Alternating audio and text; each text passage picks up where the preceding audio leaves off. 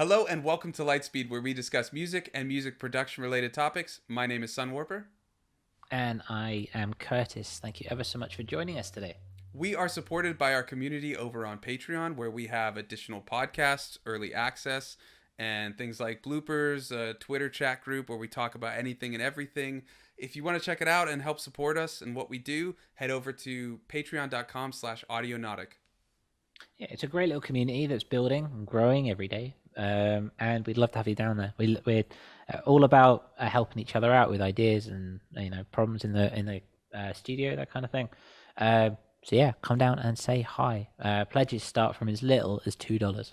Yeah, and special shout out to our Audionaut engineer, McKinleyA. Yeah, we love you. We love you. It's all good. Now, stemming from one of the conversations in the Patreon chat the other day, I see your circuit tracks Yes. over there. Yeah, It's getting a lot of use lately, man. I know, you've been putting them out.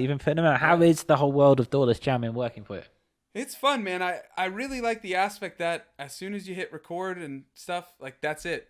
You can't mix it afterwards. Yeah, you can master it and, compress it and do all that. But like, I'm not doing anything for most of these jams. Nothing is multi-track. So everything's coming out of the circuit. So I have the Erebus and the mini log right now going into the circuit, and then the circuit going into the computer. So it is somewhat DAW, but like Eon Lake says, I'm using it like a tape recorder. Like all I'm doing is hitting record. I'm not doing anything afterwards. But yeah, it's been a lot of fun. And then just this whole workflow of everything being something you can control right on a physical piece of hardware. It's crazy. Like, it just brings out so many ideas that you wouldn't think of. And I just love that idea that as soon as it's done, it's done. There's nothing you can do about it. Maybe you do a different take, but like, you can't just endlessly tweak. Yeah, I get that. I mean, and our monkey brains love little dials and knobs to twiddle. It's true, man. I mean, it fosters so much more creativity. Like, for me at completely. least. So you're running through the mini log. You've got the circuit tracks and the Erebus. Are you going to upgrade anytime soon? Yes, I am. I pre-ordered or purchased whenever it'll come. It's back ordered or something. The new Roland SP404, the Mark II. Yeah, I've been looking for a sampler, and before they announced this new one, all of the samplers I was looking at had some sort of compromise that I would have to make, because I wanted something where I could have full backing tracks if I wanted it, then also chop up the track and have like bits and parts that I could switch between, and then something that I could run with the circuit so that I could have the performative aspect. So what I'm planning to do is like have the SP404 doing either backing tracks or playing samples, but like running something, and then control drums or additional drums sounds, and maybe if I bring like the synths as well, MIDI and stuff, but I can perform on the circuit while doing effects and just having the general background in the SP404, because that's always been like, I feel with just this rig I have right now, I'm missing transitions, I'm missing like sound effects as background noise or things like that. And so with the 404, it brings in a lot of that, and then I can also have my own samples in it and things like that. That works nicely. You're getting a little bit into DAWless too, though, right? Bits and bobs. I'm just kind of replenishing the hardware that I sold before I moved to the Czech Republic. Yeah. And I've been in the box now for about a year, and I want to start playing live. There's some places around. Yeah. A few people here locally have asked me to start playing live, and I'm getting there. I need a bit. It's tough. Always need more hardware. Yeah, it's tough. I mean, that's like, I was like, oh, with the circuit I can play live, and then I realized there's parts that I'm not happy with just the circuit, and I don't know if I really want to lug two synths, a circuit, maybe a guitar or something, like, it's just so much. Or if I did like the laptop with Ableton, it'd still have to be a guitar, a MIDI keyboard. But I'm thinking a nice compromise in that aspect is I could just bring the 404 with samples and like full playback songs, and then the circuit. And so I can still perform, but I can have that control that I want. So I feel you. Like, it's hard to come to a position where you're happy in terms of a live performance when it's just a solo act, because you don't want to just be having a background track just playing and maybe you playing one instrument. I mean, it's cool, but I personally want that like ability to do mixing, control, and perform all at the same time, I want it all, and I want it now, basically. Yeah, I guess I'm greedy. I don't know, but it's just like I want to put on an interesting show, you know? Yeah, I get that, and it's like, especially a lot of my compositions are huge, you know, and and long. the yeah. And oh, could you imagine know, if you're just like looping stuff? You could go on for hours on stage for the same song. Well, I It'd be mean, like a post-metal sound. Well, that's why I don't think I can go fully doorless. Yeah. I think I'd probably run everything through Ableton because everything I do from day one has been live looping. It's been about looping. Yeah. And I know it's kind of my thing, and I like it, you know. Yeah.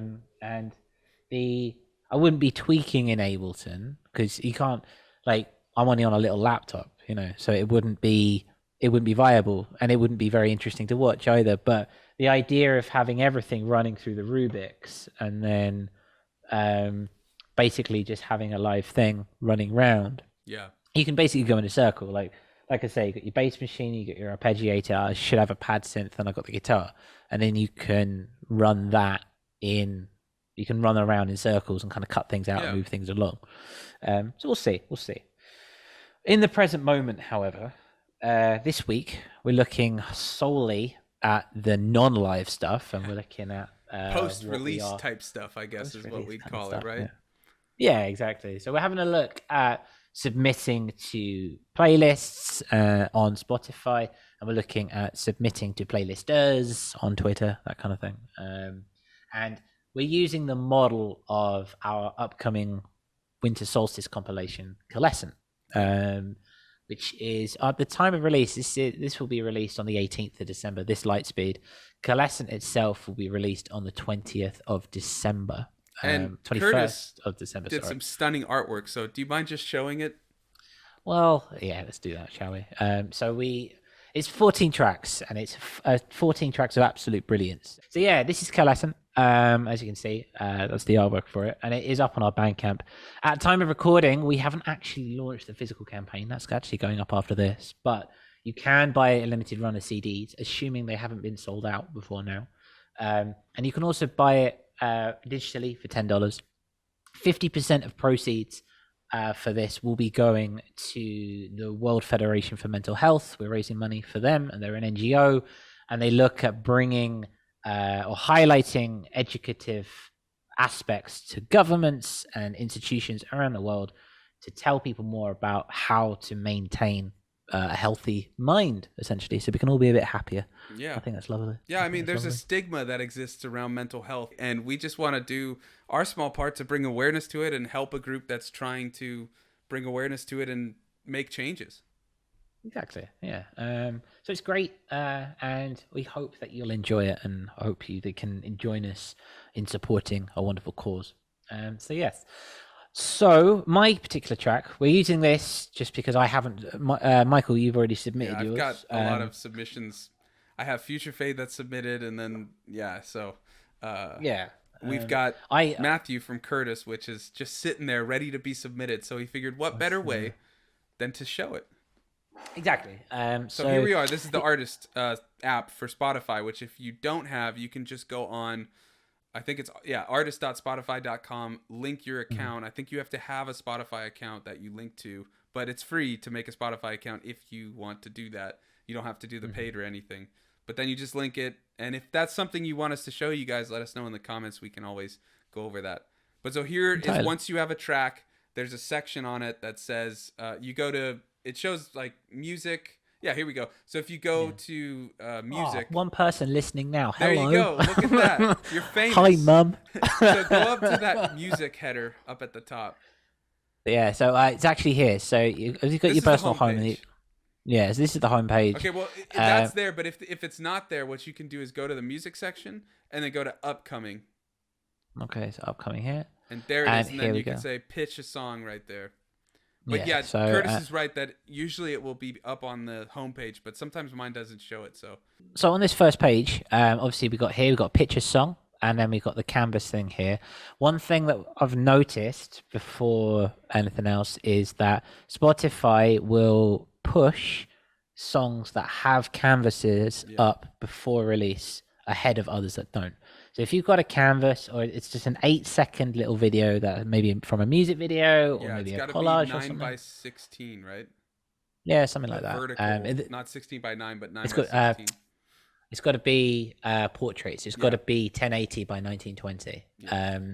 And the they get pushed, and they are also very aesthetically pleasing. If you share them to Instagram, they tend to have a better click rate. Yeah, and so that's if how you do reels too. And if you need video and stuff like that, I mean, you can of course make it if you perform or something like that, but you can also go to these websites that have public domain video like Pexels, or there's the Internet Archive. You can get like old video, stock video and stuff, and you can take something from that and either crop it or look for something that's in that portrait landscape or portrait. Yeah. We did a video a couple of weeks back on pixels and artwork. Go check it out to get some ideas. And that could help you kind of get some way forward with Canvas. But anyway, for now, we're going to have a look at pitching. So we're going to go here, pitch a song, quite simple. So you can see releases 21st. Yeah, were 20th this of an December, album, 21st. it would show multiple songs, and then you'd select with the check mark which song you want. So the first thing is hometown. I'm currently based in Prague, and so obviously my hometown's already filled in. It will remember. It's not my first submission, so it will remember you for now. But yeah, so just put your hometown, and that's just so that local artists get pushed in local playlists, that kind of thing. So the first lot is the details for the song in its own right. So it's going to talk about different cultures. None of them. Well, first in you've this got case. genre up above. So Oh you yes, do like trip hop. Yeah, They so, just added a ton more genres because it used to be very basic and missed out on a lot of smaller genres and things like that. So you can just search like he did, or you can scroll that gigantic thing, which I would recommend searching. I ain't got time for that shit. Yeah. So trip hop and electronica. You get down one tempo. more. I'm gonna do down tempo, even though technically down tempo and trip hop are the same thing.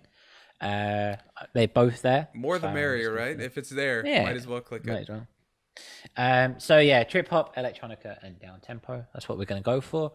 And choose up to 2 musical cultures. And if you've got traditional music, I suppose this applies. Yeah. So then it comes to your moods. I'd probably say it's quite a chill track. Spoiler alert: I make chill music. Really? I know, right? It's a mystery. And if I'm really maybe meditative, but I can see it. So Song's quite the meditative banger. It's quite a thing, you know. Yeah, ambient bangers, you know. Yeah. It's so 2 moods, in my case, chill and meditative.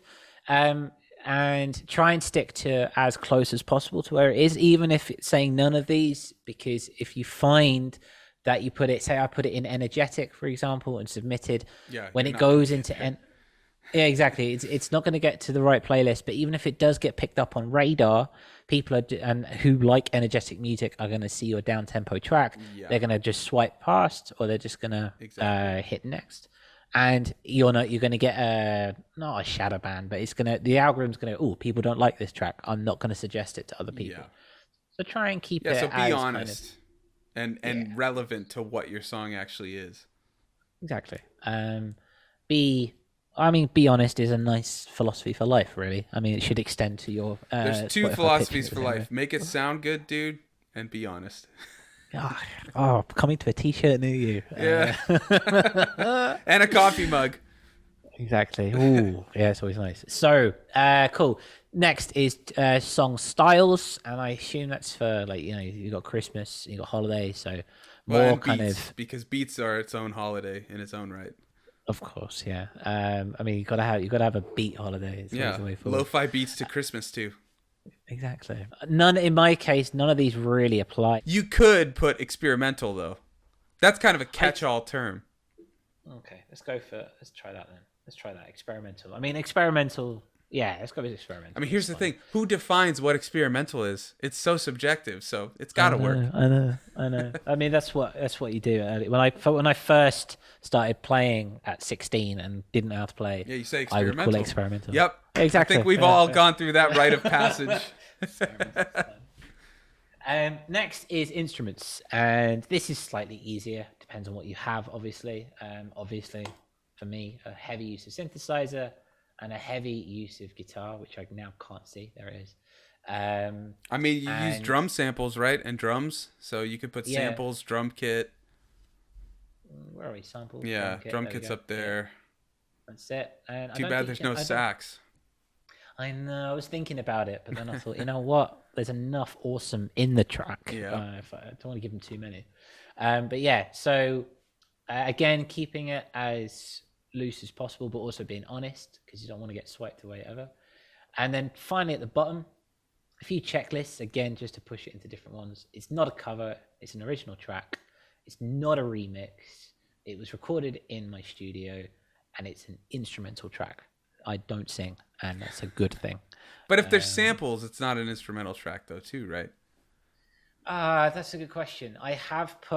I've used voice samples before, and I've always gone, no, it's not an instrumental, because I use a lot of mantras and stuff, which is not singing, but it is vox. But it still counts. I think any apparent vocal, sample singing, loops of singing, it's still vocal. Even if it's just like singing oohs and ahs, I would still count that as vocal. But use your own discretion and your own definitions. But that's just where we're feeling. So this is where we're at. We put them through, and we'll go to the next one. So the next is the description. Now, this is what I thought at the beginning of everything when I first submitted. It was like they want some sort of big give a story, kit. right? Yeah. And I remember when I submitted for ebbs, flows, and solos, I told them all about Curtis, and I told them all about him being stranded on a planet. 500 characters. Wow. That must have been fun to fit in there. Well, yeah. But they don't want this. What they want to know is how you're promoting it yourself. Yeah. What you plan to do in promotion for the track. I like to do a mix of both. I give a quick elevator pitch for the track, a frozen Arctic guitar that sounds lush and blah blah blah, whatever, just like a quick little description. And then I'll say if it's a part of a project, like for Future Fade, it was on different radio stations. So I've said songs from this project have been played on XYZ radio. I plan to submit to bloggers, playlisters, this and that. It's just a quick summary of my promotion plan, but also a little bit of an elevator pitch, because it should still be someone reading that like a human. And so I still want them to get a mental image of the track in their head if they're going to listen to it, which that's a stretch, but who knows? Yeah, so we're going to do a couple of things here. That's the one. So promoted through Audionautic Records, which is obviously us. But we'll be doing it's going through a record label and, all the extras that come with that, as opposed to I'm not just a guy on my own putting out a song. And then it's a charity compilation for the World Federation of Mental Health. And lastly, submission. I've spelled submission wrong because it's Friday night and I'm tired. So submission to Bandcamp and bloggers /Submit Hub.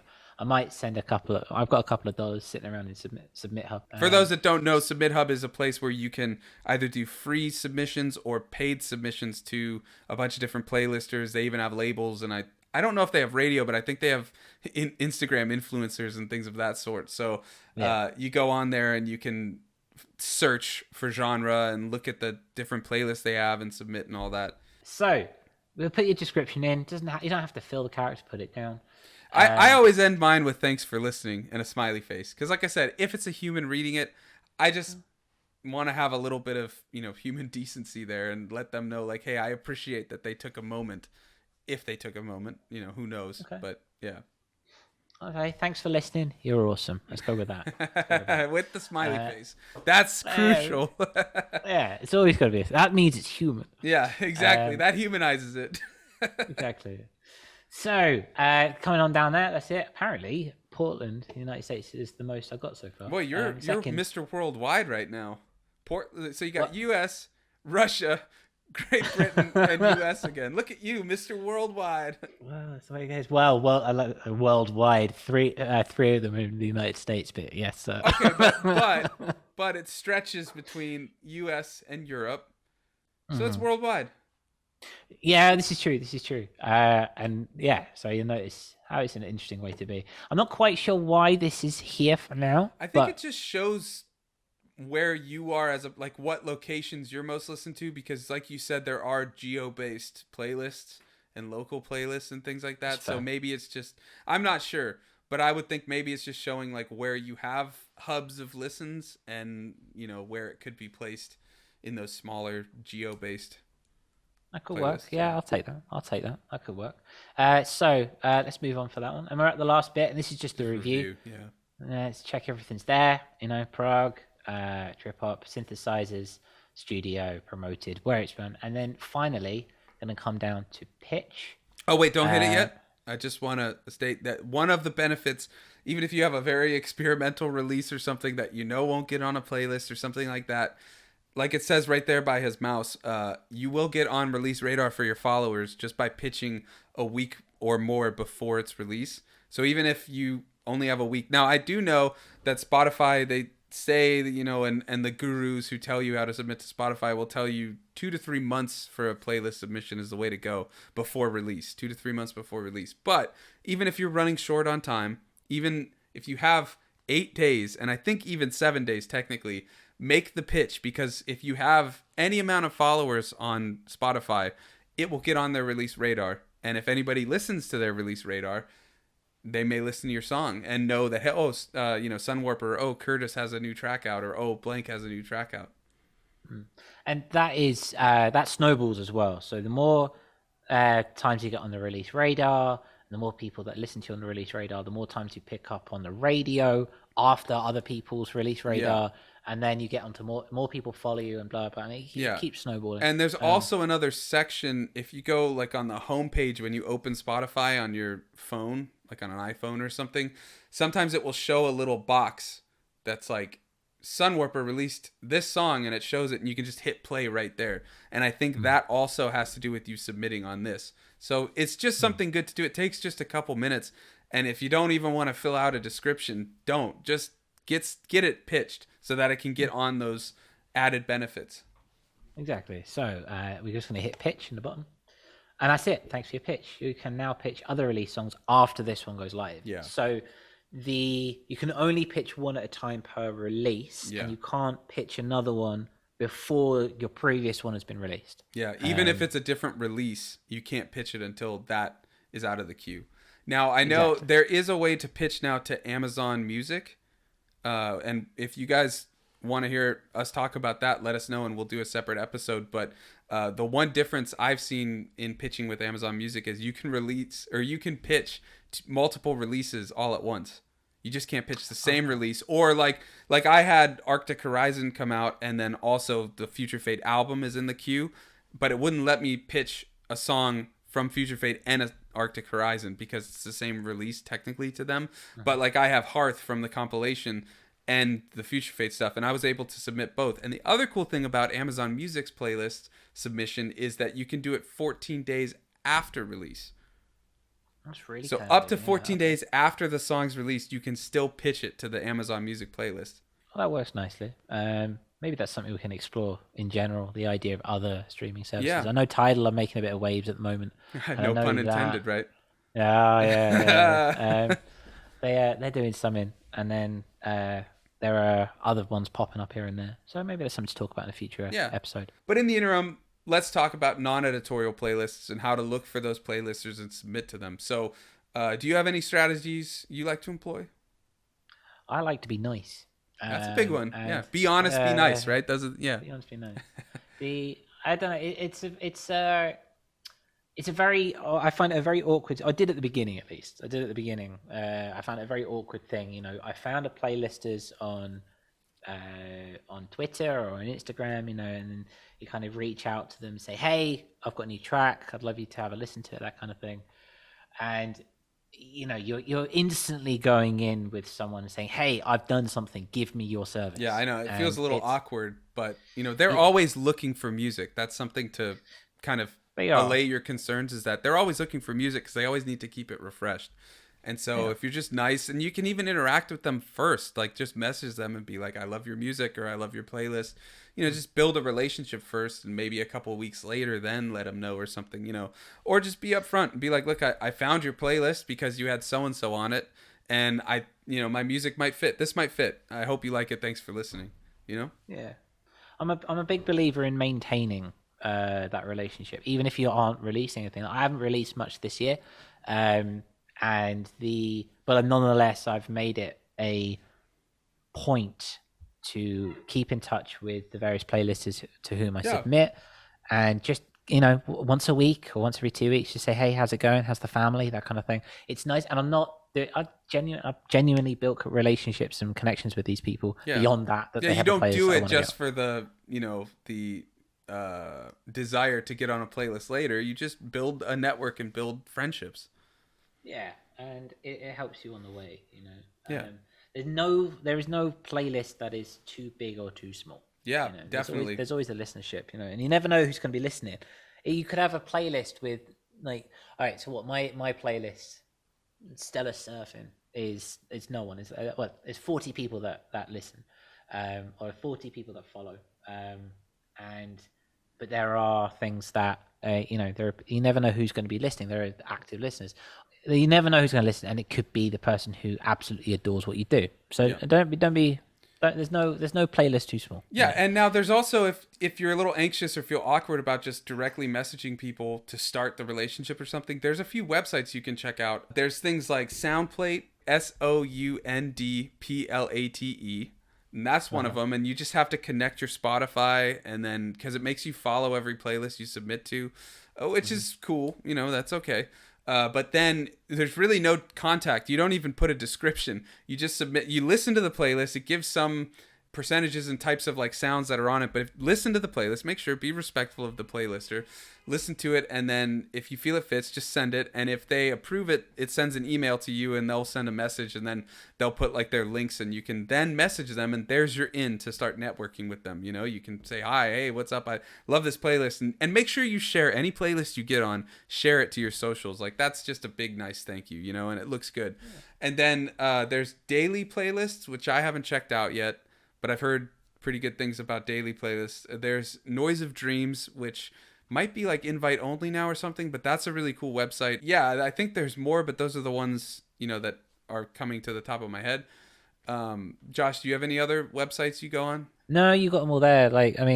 Since we started working together, you tend to do the submissions. I make things look pretty, and then you tell people about it. That's how this thing works. All right. Well, then why don't we talk about Submit Hub for a moment? Submit Hub is a very controversial. I'm just going to share my screen. Submit Hub is a controversial one. If you make popular music, not just pop, but if you make lo-fi, or if you're making future bass, or if you're making deep house or something like that, you're more likely to get somewhere, because it at the moment, just through what it is, it does, in my experience anyway, it caters to the kind of the more mainstream. But with that being said, even for mainstream music, the approval rate is very low on these things. I mean, they even say right at the start, they're upfront, to their credit, hey, I think the approval rate in general, the general average is 3%.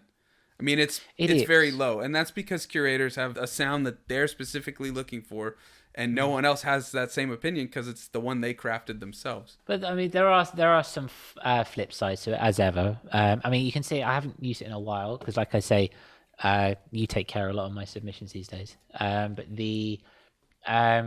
But what I found to be is that those that you do submit to, firstly, it is a little bit of payola, a little bit pay to play, because you have premium submissions and standard submissions. Yeah. Most places don't even take the standard submissions anymore, or say that they won't listen to them.